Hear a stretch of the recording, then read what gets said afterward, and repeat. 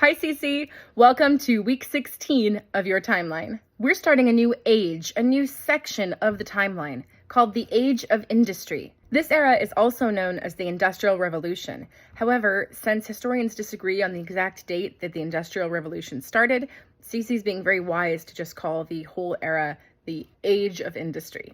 The dates for this age are circa 1760 to circa 1969. Circa means around 1760 to around 1969. We won't be doing any motions for the dates because they're too complex, but I will just give you a fun fact that might help you remember each of those years. In around 1760, really it was 1764, the spinning jenny was invented. This invention completely changed the way fabric was manufactured. Prior to this, if you wanted to make fabric, you had to work with a spindle on a spinning wheel, just like in Sleeping Beauty. But you could only ever really work with one spindle at a time. You could do a drop spindle, which even little kids knew how to do. It was a little tool that you could suspend from some wool and you could spin it until the wool turned into thread. Or you could do it on a spinning wheel, which accomplished the same task, except you operated it with your foot or with your hand to make the thread. But no matter what, someone had to be doing it by hand, and they could only operate one spindle at a time. The spinning jenny could operate, at first, 8 spindles at a time, and by the time it had been developed and improved, it could operate 80 spindles at one time, and you needed almost no skill in order to operate it. This meant that factories, anyone who had the machine, could now produce much more thread than a common person could ever hope to produce on their own. That's something we take for granted now. Oh, of course, if it's being manufactured, then you can make tons of it. But it was something that had never really been seen before in this era. The big event for 1969 is U.S. astronauts and their journey to the moon. It's the space race. And I think the reason we've ended the era here is that after this, our inventions don't even have anything to do with Earth. They're going into other worlds. So that's why we start heading into a new era in 1969. To create the hand motion for Age of Industry, to create the sign for industry, we're first going to do the ASL for time. We do this by indicating a watch on our wrist. Some of you may never have seen a wristwatch, but this is a way that we used to tell time, trust me. A little band around the wrist with a little clock on the band, and it could tell you what time it was. So, age and industry, we're going to do the sign for machine. Link your fingers together, and there we go, machine. Sometimes CC has you do it with your knuckles like that. You're welcome to do that as well. So altogether, that's Age of Industry. That's it. By the way, when we do those motions, we're basically doing the signs for time machine. Age of machinery, time machine. Does that make you smile? It makes me smile. Our next card is James Cook sails to Australia and Antarctica. James Cook is one of the most beloved and controversial explorers of all time. He didn't start out as an explorer. In fact, he tried working at a shop as one of his first jobs, and he absolutely hated it. And then he started training and taking exams to be part of the Navy. He later became a cartographer, and he was the first European to have contact with Australia and the Hawaiian Islands, and to circumnavigate New Zealand. He also fought as a soldier in the 7 Years' War, which you might remember from last week's timeline. Cook is famous for 3 adventurous journeys of discovery, and we know about them in great detail because he kept beautiful journals of everything he saw and did, and those journals have been passed down to us. His first famous voyage was on the HMS Endeavour, and on that voyage he sailed across thousands of uncharted waters. In fact, he became the person who charted them. He was first hired for a scientific endeavor. They wanted him to go out in the ocean and, as clearly as possible, trace the voyage of Venus across the sun. Scientists back home were going to use this information to help them calculate the distance from Earth to the sun. So Cook sailed along, charting very carefully everything he noticed about the transit of Venus. He wasn't very happy with how those numbers turned out, but they were still useful. When that part of the journey was done, he could finally open this envelope with secret orders that he'd been carrying. If he made it to the end of this transit of Venus, he was supposed to open the envelope. So he tears open the envelope, and it says he has been assigned by the Admiralty to go searching for Terra Australis, this theoretical landmass that they suspected was lurking somewhere in the south of the globe. So he went searching. During this journey, he had many adventures. He landed in Botany Bay. He got his ship stuck on the Great Barrier Reef and then had to spend weeks doing repairs. He got into an argument with the New Zealand Maori over sea turtles, and several people were shot. But he survived that voyage, carefully mapped out everything he saw, and made it back home to England to tell the tale. On Cook's second major voyage of exploration, there were actually 2 ships. Cook was aboard the Resolution, while his partner in the journey was aboard a ship called the Adventure. The 2 ships are still trying to find that fabled southern continent called Terra Australis. On the first voyage, Cook had already mapped out a bunch of Australia, but it was still believed that there was this other continent further south. Of course, they were right about that. The continent further south is Antarctica. Now, just to warn you ahead of time, Cook never actually reaches Antarctica, despite what our timeline says. He is the first European to sail through the Antarctic Circle, the waters of the Antarctic, but he never actually set eyes on the continent itself. In fact, he became convinced that it didn't exist. Eventually, the Resolution and the Adventure got separated, and the Adventure sailed back to New Zealand, where several crew members were killed by Maori, but the Resolution continued. And while he didn't reach Antarctica, James Cook did do something very impressive on this journey. He used a new invention called the marine chronometer to carefully chart the waters of the South Pacific. The maps he created based on these charts were so accurate that they were still in use in the mid-1900s. And once again, Cook made it back to England and lived to tell the tale. Cook's third major voyage of exploration was all about finding a passage to connect the Atlantic Ocean to the Pacific. Everyone was convinced that there must be a good route that ships could take to accomplish this rather than sailing all the way around. And of course, anyone who accomplished this would be able to engage in very lucrative trade between the 2 halves of the globe. So once again, 2 ships set out. Cook's companion tried to sail south, and Cook himself tried to sail north, looking for a northwest passage. Cook's journey took him up across the northwest of the Americas, into the islands of Canada and as far as Alaska. Along the way, he created accurate maps of Oregon, several Canadian islands, and the Alaskan coastline.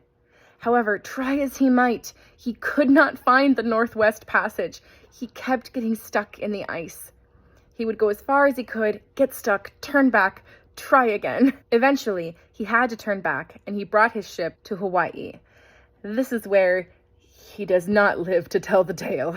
In Hawaii, some very interesting things happened to Cook, and there are different versions of these events that have been passed down. According to some versions of the events, Cook's ship happened to land at Hawaii right in the middle of a major religious ceremony, and that ceremony involved a kind of a circular reenactment, a ceremony of circles around the island. And when Cook's ship came around, arcing in a circle, it almost seemed like the ship itself was echoing the holy ceremony. So according to some members of some tribes on the islands thought that Cook and his men were gods and began to reverence them. Some say this never could have happened and it wasn't true. What did happen is the 2 groups engaged in trade and eventually began to argue. Again, there are debates as to what started the argument and who was at fault. One fact we do know is that some of the Hawaiian Islanders stole one of the longboats belonging to Cook and his men. They, of course, needed this boat to get from the shore back to their ship, which was anchored further out at sea. Cook decided that what he needed to do in order to get the longboat back was go and kidnap a Hawaiian chief. So he marched into the village, took the chief by the hand, and led him all the way out to the shore. Once they reached the shore, tensions began to escalate. The Hawaiians finally determined that Cook was an enemy in this situation, which he was. He was kidnapping the chief. They knocked him down, stabbed him, and dragged his body back to the village. Once there, they treated the body in a surprising way. They basically mummified it in the Hawaiian version of mummification, in a way that was usually reserved for great chiefs. This again has led some to believe that Cook was quite revered by many of the islanders. Cook's crew was watching all of these horrible goings-on through their spyglasses from aboard the ship. They were forced to continue the rest of the journey without their dear leader. But again, most of them lived to tell the tale. They made it back to England with all of Cook's journals, which one of the crew members finished for him. Those journals were later published, and they were considered manuals of adventure. One final fascinating fact about Cook that just goes to show how popular he was is that he was granted a coat of arms after his death, It's the only example anyone knows of that ever happening. His coat of arms contains 2 Latin mottos. The first is Circa Orbem, around the world. The second is Nihil intentatim reliquit. He left nothing unattempted.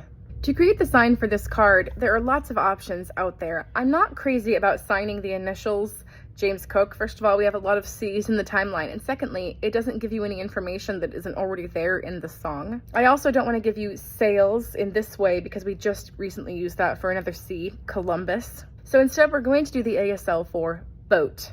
So James Cook sails, and then we're going to take our boat to Australia in this direction and then down south to Antarctica. So altogether, that's James Cook sails to Australia and Antarctica, down low.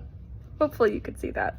That's it. Our next card is the American Revolution and General George Washington. I won't go into too much detail on this card because it's the kind of thing you're going to hear about throughout your entire educational life. You probably have books about the Revolution at home and have heard lots of stories about it. So I'll just quickly summarize for you and say that the American Revolution is the big war lasting several years that finally led to American independence from Britain. And one of the major players in that revolution was George Washington. Now, most of you probably know him as the first president of the United States, but before that, he was the leader of the Continental Army. So all of the fighting happening during the Revolutionary War, Washington was in charge of it. When the war was over, he became the president of the Constitutional Convention. That meant he was presiding over the drafting of the American Constitution. Then, of course, he became the first president of the United States, and he also helped to set limits on the presidency. Many people loved Washington so much, they would have been fine if he basically wanted to be their king. Some were sort of asking him to be their king. They even wanted to call him things like Your Grace and Your Majesty. But he insisted that the President of the United States be called Mr. President, a mark of respect and nothing more. And we still call the president Mr. President, or perhaps someday Mrs. President, to this day. He also helped to establish that there should always be a peaceful transition of power when one president leaves and another comes in. And he helped to set the limit on how long you could be president, a 4-year term, and you were allowed to serve 2 terms. After that, no matter how much people love you, you can't stick around long enough to become some kind of dictator or king. You have to gracefully bow out and leave, just like Washington did all those years ago. I'll just tell you one quick story about Washington, and if you're a fan of his, you already know this story. At one point in the middle of the American Revolution, in 1776, morale was so low.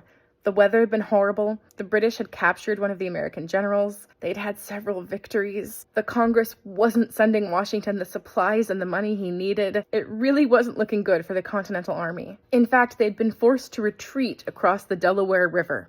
And now they were camped out on one side of the Delaware, and the British were on the other side. And Washington decided he was going to launch a sneak attack. On Christmas Day, he and the entire Continental Army, this took all day to plan, by the way, they gathered all the boats they could, they destroyed other boats that were left behind so that the British couldn't use them, and they started transporting all the troops across the Delaware River in groups of 40. The weather was awful. It was in the dark of night. Sleet and hail was coming down and hitting them all in the face. People were freezing. But every single member of the army made it across that river. And they went on to have a major victory over the British. They even captured 850 members of the opposing forces. So you can see why Washington deserves his reputation. He was humble, he was a great president, and he was super tricksy and willing to cross a river in the middle of the night on Christmas Day. To create the signs for this card, we're going to do the ASL for America. It's that melting pot that we've done before. Link your hands together, you're stirring the melting pot of all the different people that came together to form America. And for this kind of revolution, we're going to do a fighting stance. You take your thumb in front of your hand and you sort of turn it out. So it will be American Revolution. For general, you're going to indicate the epaulettes or the stripes and pins that are often on the chest of a highly decorated soldier. So general. And then for George Washington, instead of signing G's and W's, let's just stand very tall and proud like the first president, and we're on the prow of that ship making its way across the Delaware. George Washington. So altogether, that's American Revolution and General George Washington. That's it.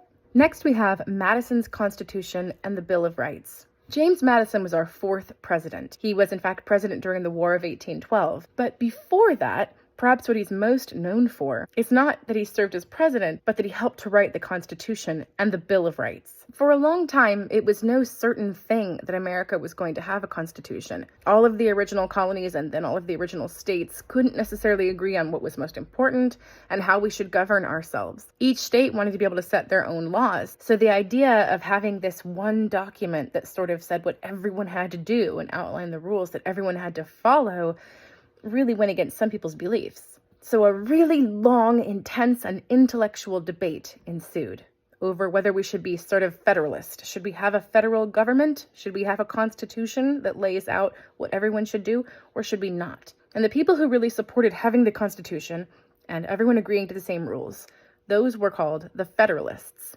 And the people who did not agree, who wanted to be independent no matter what, and they were sort of wary and suspicious of this big constitution that would boss everybody around, they were the Anti-Federalists. This point was hotly debated for a long time. One of the ways in which it was debated was in these long essays that were published and then shared with everybody via the printing press. Madison, along with Alexander Hamilton and John Jay, began to write essays that argued passionately for this Federalist government, that we should have a constitution.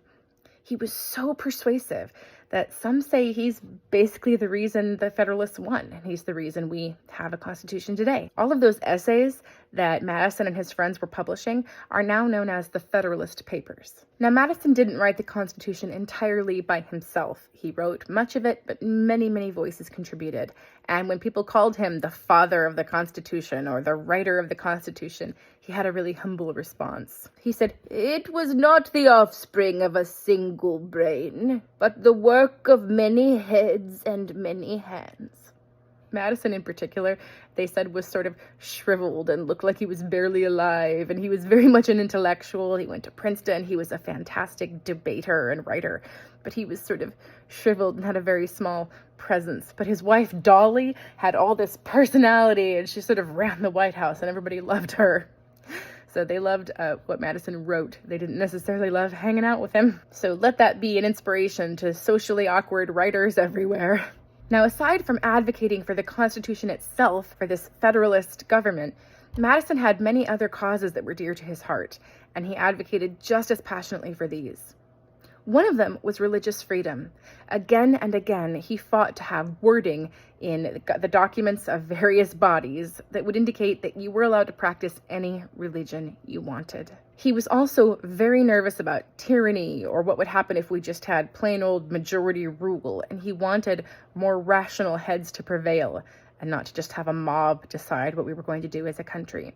Because of that, he strongly advocated that we have three branches to our government: the executive, the legislative, and the judicial. And of course, we still have those three branches today. Now, while Madison didn't write the entire Constitution himself, he did write the Bill of Rights. Many of the people who agreed to sign the Constitution did so with the understanding that we were going to add some amendments later. We were going to make some very important changes and announce them to the world. Well, we call the first 10 changes that were ever made, the first 10 amendments, the Bill of Rights. Madison studied over 200 proposed amendments before deciding on these very special 10.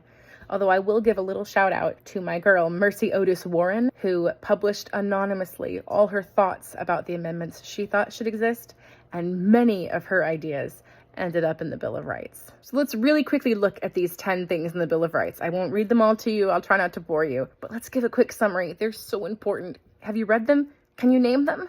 First Amendment is freedom of religion. You can worship any god you like, even if other people think you're crazy. 2, you can have weapons to defend yourself. This is hotly contested in America right now, but the Bill of Rights does say we're allowed to have a standing militia and that we're allowed to bear arms, with the idea being that we're supposed to be able to defend ourselves. Third Amendment, no quartering of soldiers. In the time leading up to the American Revolution, it used to be completely acceptable that British soldiers would come, knock on your door, say, "We live here now, you're quartering us," and you would have to feed them, basically give your house over to them, and there was nothing you could do about it. So the Third Amendment is no quartering of soldiers, or at least no quartering without your consent. Fourth Amendment, no unreasonable searches and seizures. People can't just come into your house and start looking through your stuff unless they have a warrant and they have a good reason for getting the warrant, like they've seen some kind of evidence, they have probable cause. Otherwise, your private space is your private space. It can't be invaded. The Fifth Amendment says if you're accused of a crime, you can't just be thrown in prison. You can't be deprived of life, liberty, or property, again, without them having proven something against you and taken this thing to court. The Fifth Amendment is about the due process of law. It's what happens if you get accused of a crime. It used to be they would just grab people and lock them up and throw them in prison and leave them there until they felt like trying the crime, if they were going to try it at all. But in the Bill of Rights, you cannot be deprived of life, liberty, or property without just cause. The Sixth Amendment extends this even further. It says you have the right to a trial by a jury, and the trial has to be speedy. Again, you can't just sit languishing in prison. You have to have an attorney given to help defend you, and you have to have a chance to call witnesses and present evidence. It needs to be organized and orderly, not just based on the whims of someone in authority. The Fifth Amendment also prevents double jeopardy. They can't just keep trying you for the same crime over and over if the case has already been decided. The Seventh Amendment, once again, is about you getting a fair trial. This is something that just wasn't happening under British rule. It says the judge can't overturn the jury's decision. Again, we're limiting the power of authority. There are some instances where a judge might decide the outcome of a case by themselves, but the Seventh Amendment guarantees that if the amount of money involved in the case exceeds $20, which would be about $500 today, you absolutely are guaranteed a jury. The Eighth Amendment says that if you've been captured and you're suspected of a crime and they're putting you on trial, they're not allowed to impose an excessive bail that no human being could meet. They're also not to mete out any cruel and unusual punishments. They have to do things according to the law. The Ninth and 10th Amendments say basically the same thing, but in different ways. The Ninth says, just because some rights are listed in the Constitution shouldn't mean you can read into that and take away other rights from the states. This was a really big deal. Remember, we don't want a king. We don't want some big, all-powerful authority. We want each state to have their independence. So just because some good things are listed here doesn't mean we can read into that and take rights away from the states. And in fact, the 10th Amendment says anything not mentioned in the Constitution, any rights not mentioned in it, all automatically belong to the states and to the people. To create the sign for this card, we're going to do something very similar to the sign for law, where we've got this stone or sheet of paper, but instead of law, we're going to do Constitution. Madison's Constitution. Madison's Constitution. And for the Bill of Rights, let's do a piece of paper. And the Bill of, and what's on that paper? 10 rights. So once again, that's Madison's Constitution and the Bill of Rights. And that's it. Our next card is the French Revolution. Like the American Revolution, this was not just one day or one event. It was actually around 10 years of events, and we call that whole period the French Revolution. It took place from 1789 to 1799, and what happened in 99? Napoleon took over, and that sort of marked the beginning of a new era. In the years leading up to the Revolution, the people of France were deeply unhappy. Remember that old painting we discussed, the Oath of the Horatii? It looked like they were taking these strong, patriotic stances and standing for the state and being willing to sacrifice themselves for the state. But the women and children were crying in the corner. So why were the French so unhappy? First of all, about 80% of France was made up of peasants. And all of these peasants were still under feudalism, which meant they were stuck on land, working for landlords, giving all of their labor and their income to those landlords, often at increasing rates with increasing rents, and they just weren't able to make ends meet. They were deeply unhappy. Meanwhile, many of the wealthy were becoming more and more wealthy. So the discrepancy between those two aspects of society was getting larger and larger and larger, and that led to greater unrest. Added to this was the fact that the Catholic Church was an incredibly dominant presence in France. The church owned about 10% of the land in France, and they demanded a 10% tithe. So on top of all the taxes that were already being levied against all the peasants, by the way, they were being levied inconsistently. So some peasants had to pay this much while others had to pay that much, and much of it went to kickbacks for the people that were collecting the taxes. While all of that was going on, the church would come in and say, and you also owe us another 10%. And this wasn't just something that was given like a love offering from the heart. It was a tax. It was required by the church. So the church was seen as a major political authority in France. Another factor is that the monarchy itself was bankrupt. They had been helping to fund the American Revolution. General Lafayette, all kinds of people in France were helping us out when America was having its revolution. But that had cost them in lives and in money. They were drained. Along with all that draining was a king who was especially draining. Louis XVI was just an extravagant spender. And you may remember his very famous wife, Marie Antoinette, with the tall, tall hair and all the beautiful dresses. She was also a fairly extravagant spender, and the people knew about this and they deeply resented it. Now, sometimes the movers and shakers or the creators of political intrigue would use this unrest to their advantage.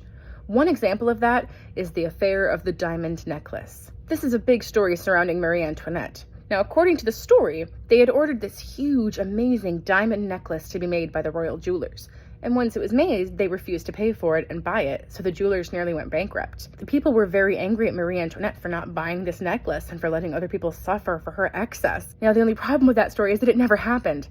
The necklace was actually ordered by Louis XV for one of his mistresses. But then Louis died. So Louis XVI said, I don't want that necklace. And the jeweler said, are you sure? Here, Marie Antoinette, don't you want it? And she said, no, we need warships. We don't need diamond necklaces. But then they spread the rumor that she had ordered it and refused to buy it. The people believed this rumor, along with many others, including that she said, let them eat cake, when she never really said it in that way and in those words. Still, it didn't matter. All of those things were believed, and there were certainly many other genuine abuses going on from the monarchy, which was spending so much money. And when you add to all of that the fact that France was experiencing several years of poor harvests and famine, you get a nation that is ripe for a revolution.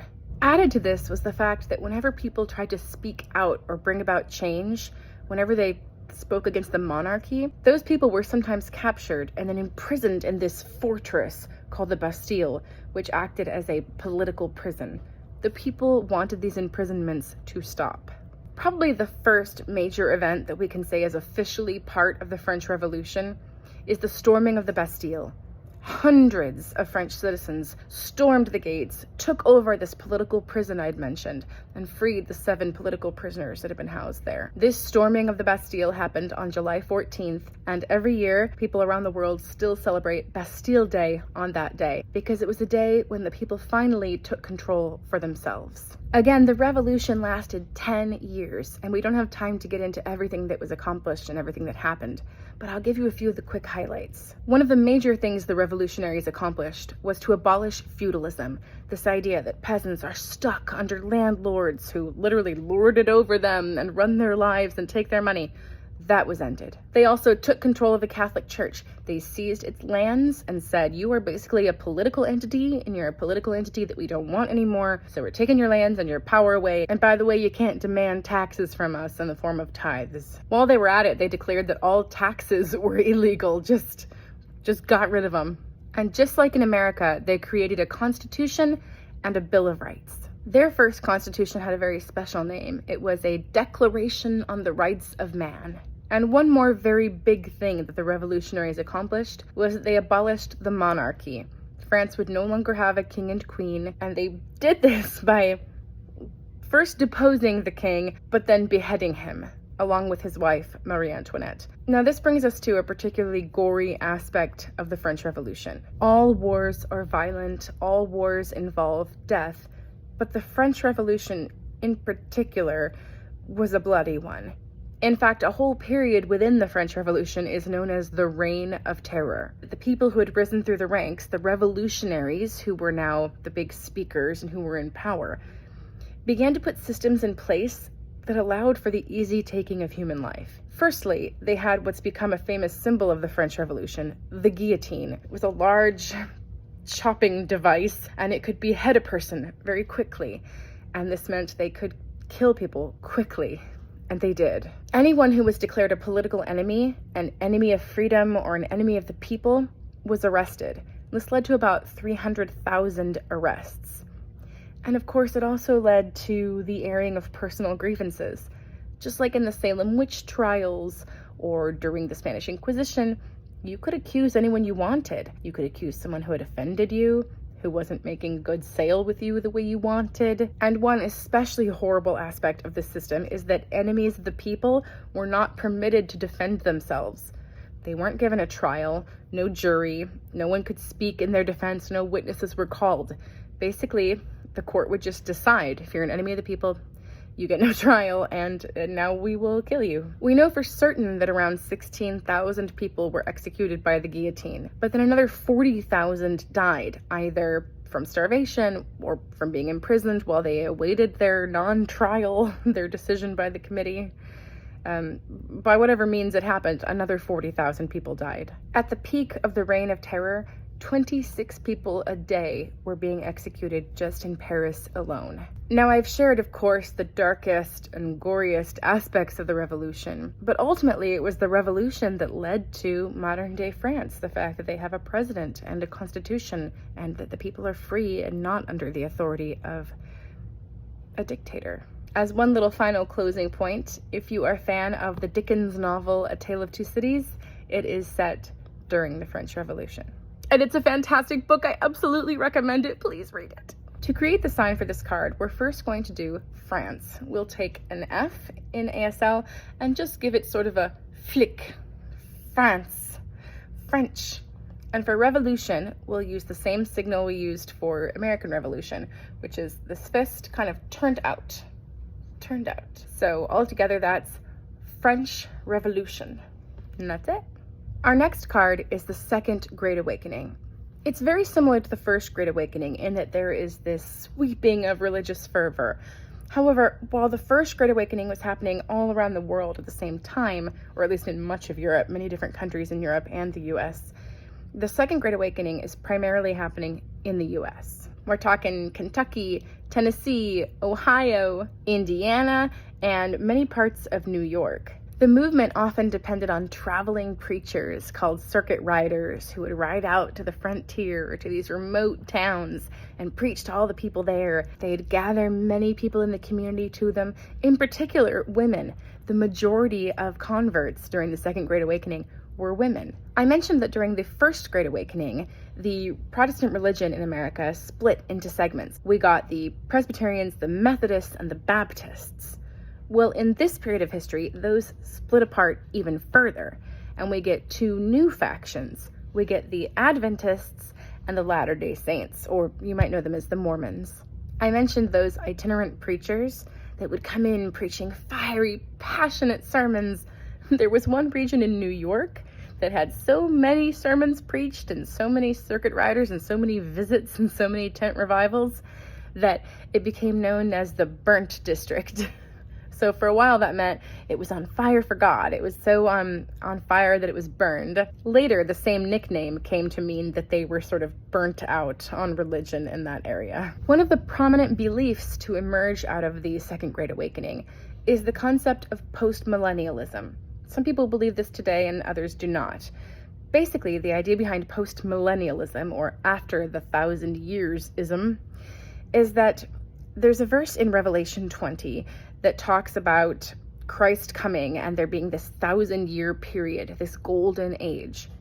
Well, many people today believe that Christ will return and begin that 1,000 years. Because he's come back, now suddenly we get 1,000 years of peace, this golden age. But that verse can be interpreted to mean that first there will be 1,000 years and then Christ will come. That's the post-millennial in postmillennial theology. These people believed then if we wanted Christ to come back, what we had to do is create 1,000 years of peace on earth. How do you do that? Well, you spread the gospel. You get the good news of love and salvation out to everyone you can. You spread grace to everyone you can.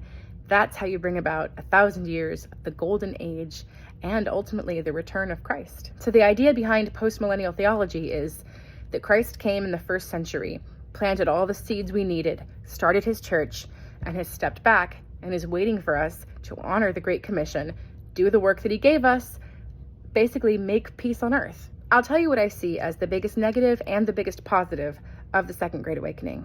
The biggest negative is that this period rejected all the rationality we had left over from the Enlightenment, the Age of Reason. The overall message was that you should reject the intellect. And even if things didn't make sense, that was fine. And that's what God wanted for you, is to not rely on your mind and your own understanding, but to rely on your heart and on the conviction of the Holy Spirit. That's admirable. But it also means that when human beings abandoned rationality, that it opened the door for all kinds of strange beliefs to come in. It's why we can have Latter-day Saints. I certainly do not mean to insult anyone's faith, but in my own research into the Book of Mormon, which has been considerable, my conclusion is that it is not a credible document, and that there's quite a bit of irrationality that goes into believing that it even is an old document. It's, in my thinking, pretty clearly a very new document that was created by a specific historical person. But if your preacher and your pastor have told you, ignore your mind, reject rationality, then it's pretty easy to accept the whole Book of Mormon as true. So that's what I see as the big negative to the Second Great Awakening, the rejection of reason. But the really big positive of the Second Great Awakening is this idea of spiritual, cultural reform. It's the social gospel. It's the idea that as Christians, it's our job to make the world better, to make society better, to bring about an end of suffering and to bring peace. That's our job. And I think that having that conviction has caused a lot of good in the world and caused Christians to do a lot of good in the world. So there you have it, the Second Great Awakening. The motions for this card are very easy. We're just going to mirror what we did for First Great Awakening. We're going to do Second Great Awakening. And that's it. Our last card this week is the Louisiana Purchase and the Lewis and Clark Expedition. So just in case this is the first time you've heard of this, the Louisiana Purchase involved much more than Louisiana. Basically, it's the entire middle of what we now think of as the United States. But of course, remember that back then we only had states along the East Coast, all those original colonies which had become states. The whole middle section of the territory had been controlled by France, and then it was controlled by Spain. I think for a while Britain had hold of some of it. But the majority of it was controlled by France. And remember what was happening in France at this time? The Revolution. Big major political events were happening. They were out of money. So when France offered to sell it, President Thomas Jefferson was really interested. He knew he'd get a good deal. And in fact, he did. The U.S. purchased 530 million acres from France, and they purchased it for $15 million, which comes out to about $18 a mile. That's a good deal. But many members of the newly formed United States weren't keen to make this huge financial decision. Good deal or no, it was a ton of money. And people in Massachusetts were saying, we live in Massachusetts, not this middle area. What do we care about all this land in the middle? We need to worry about what's going on at home. Please don't spend all this money, President Thomas Jefferson. Now, one of the big people who got up and used his convincing skills and his oration skills and his essay writing skills to make this purchase happen was, does that description remind you of anyone? Madison! Madison, who convinced everyone with the Federalist Papers, he also convinced everyone about the Louisiana Purchase. And eventually people agreed and they made it happen. Because of the Louisiana Purchase, the territory of the United States doubled overnight. Just in case you're wondering which states were included in this really big purchase, I'll read them to you. They were Louisiana. Now, these weren't states at the time, but this is the land that would eventually become Louisiana, Arkansas, Missouri, Iowa, Oklahoma, Kansas, Nebraska, North Dakota, South Dakota, and parts of Minnesota, New Mexico, Montana, Wyoming, and Colorado. And even a little bit of 2 Canadian provinces was also part of the original deal. So if you live in any of those areas or have ever visited them, they're America because of the Louisiana Purchase. Well, now we had this huge new section of land, but very few Americans had ever even set foot on it. There were Native Americans living in the region who likely knew it very well, but no Westerner had ever visited and made a comprehensive map of this section of the U.S., this middle area that we got in the Louisiana Purchase. So President Jefferson said, we need an expedition and we need a map made and we need to know what this new territory is. What did we buy? And he knew just the people for the job. That was Lewis and Clark. And that's the Lewis and Clark Expedition. Jefferson called the expedition the Corps of Discovery. Corps as in CORPS, like the Army Corps of Engineers. So they were definitely a branch of the U.S. government being sent on a mission by the U.S. government. Their mission had many goals. One, they were supposed to accurately map out this huge new region of the U.S. Two, they were supposed to find the best means of traversing the U.S. Was it a path? Was it a river pathway? Jefferson wanted to know, how do we accomplish trade the best possible way without getting, trapped in the mountains or running into some kind of dead end? Three, they were supposed to establish an American presence all through the region so that anyone they met, in particular Native Americans, so that all of them knew, hey, this is America now. They were also supposed to establish trade everywhere they went, maybe even set up trading posts. They were also supposed to keep track of any new animal and plant life that they encountered. And they did. They put all of this information into their journals, kept detailed accounts of all sorts of new plants that no Westerner had ever seen, and brought all of that information back to President Jefferson at the end of their expedition. The expedition began with Clark in Illinois. He and about 30 men, these are people who would build tents, do the cooking, do the hunting. These 30 men joined Clark, and they were in Illinois. They traveled to Missouri, where they picked up Lewis and 10 more men. So now it's Lewis, Clark, and 40 people are traveling in this really big expedition across the Americas. At one point, in a Native American village, they meet a French-Canadian fur trapper who is a really great translator with the local Native Americans. And his wife is named Sacagawea. And she ends up being an integral member of the expedition and helping out and being both a translator and a navigator and just a wonderful presence on the team. This team of 40 plus 2 plus another 2 plus a baby who was born traveled up the Missouri River until it reached the Columbia River and eventually the Pacific Ocean. Can you imagine seeing the Pacific when no one had ever seen it? Goosebumps. Then they made their way back all the way across America, back to President Jefferson. Altogether, the journey took about a year and a half, from 1804 to 1805. Although, depending on how you count it, you can sort of stretch that to say that it took them about 2 years. To create the sign for this card, we're just going to do the sign for trade. So that's Louisiana Purchase. And the Lewis and Clark, you're going to see something. Expedition. Altogether, that's the Louisiana Purchase and the Lewis and Clark Expedition. And that's it. Ready to see it all put together? 3, 2, 1, go! No, it wasn't recording? No!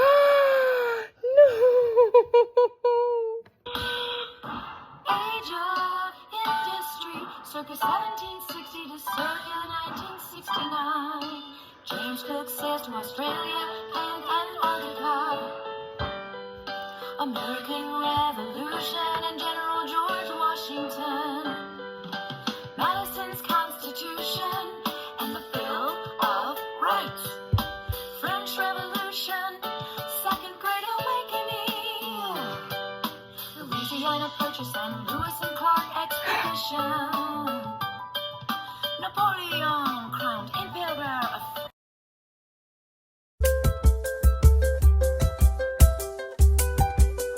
Okay, here we go.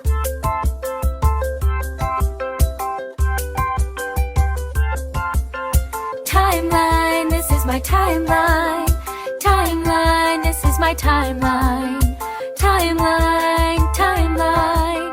We'll start at the beginning of the ages.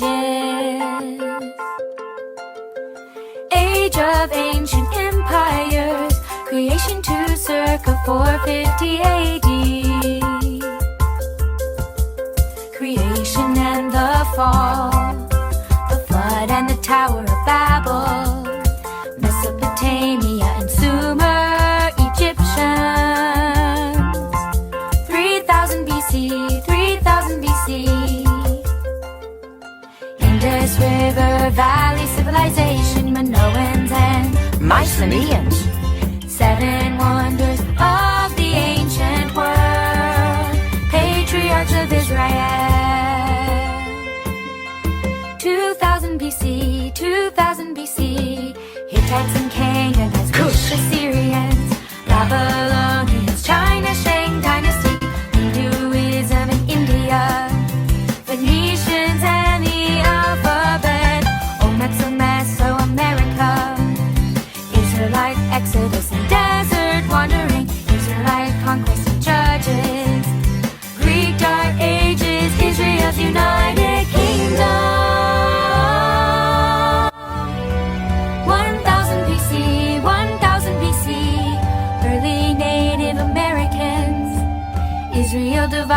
two kingdoms, Homer and Hessian, Rome founded by Romulus and Remus. Israel falls to Assyria, Assyria falls to Babylon, Lao Tzu, Confucius, Buddha. Judah falls to Babylon, temple destroyed. Babylon falls to Persia, Jews return and rebuild the temple. Roman Republic, Golden Age of Greece, Peloponnesian Wars. Persia falls to Alexander the Great. India's Mauryan Empire, Mayans of Mesoamerica, Punic Wars, Rome conquers Greece. Roman dictator Julius Caesar, Caesar Augustus and the Pax Romana. John the Baptist, Jesus the Messiah.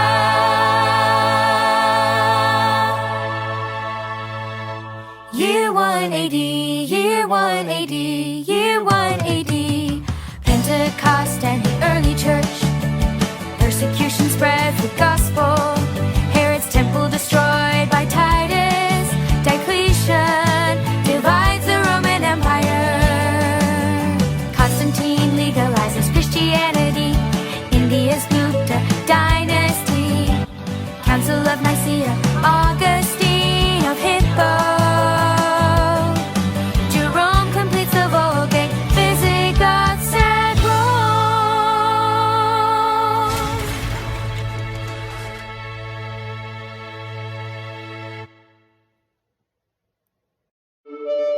The Middle Ages, circa 450 to circa 1500. Council of Chalcedon, Western Roman Empire falls to barbarians. 500 AD, 500 AD. Once is enough. Ah! Byzantine Emperor Justinian. Benedict and monasticism. Mohammed founds Islam. Sands in early Ghana in Africa. Franks defeat Muslims at the Battle of Tours. Golden Age of Islam. Ooh. Vikings raid and trade. Japan's Imperial. Charlemagne crowned Emperor of Europe. Alfred the Great of England. Eric the Red and Leif Erikson. Norse explorers. Vladimir the First of Kiev. Byzantine Emperor Basil the Second. 1000 AD, 1000 AD. East-West schism of the church. Norman conquest and feudalism in Europe. The Crusades in Zimbabwe and early Mali in Africa. Aztecs of Mesoamerica, Francis of Assisi and Thomas Aquinas, Japan's shoguns, Incas of South America. Genghis Khan rules the Mongols. England's Magna Carta. Ottoman Empire. Marco Polo's journey to China. 100 Years' War and Black Death. The Renaissance. China's Ming Dynasty.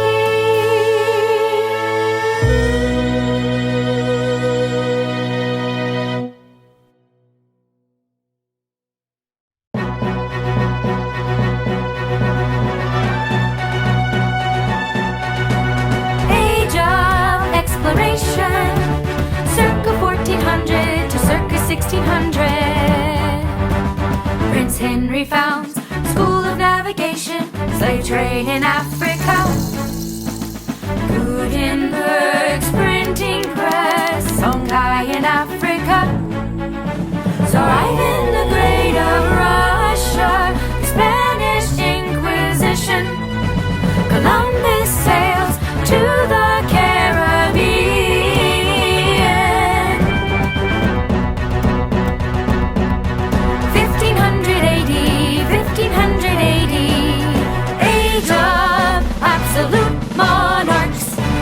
circa 1500 to circa 1800. Protestant Reformation, Spanish conquistadors in the Americas, Calvin's Institutes of the Christian Religion, Council of Trent, the Rook period of the arts, Japan's isolation, Jamestown and Plymouth colony founded, Age of Enlightenment, circa 1650 to circa 1800, Hudson's Bay Company, First Great Awakening, classical period of the arts, the 7 Years' War.